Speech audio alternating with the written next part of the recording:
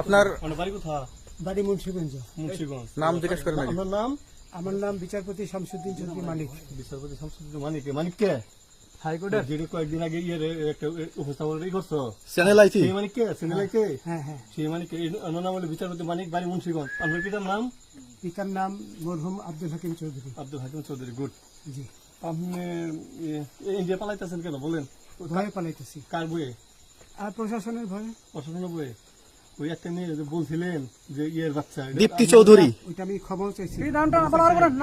আমি বলি আপনাদের, আমি এই যে দেখাচ্ছি, আমি হ্যাঁ। এই রোগী। কিসের? আমি তো কত রুগী নেই, মিডিয়াতে তো খুব সুন্দর। আচ্ছা আচ্ছা শোনেন শাহিন সাহেব, একটু স্লো। আপনার কাছে এই মুহূর্তে এরা যখন ধরছে আমাদের প্রতিনিধি কি কি ছিল সাথে? আপনার সাথে কি কি ছিল এটা বলেন। আমার সাথে ছিল ব্রিটিশ পাসপোর্ট, হ্যাঁ, বাংলা পাসপোর্ট, বাংলা পাসপোর্ট, টাকা টাকা, আর কয়টা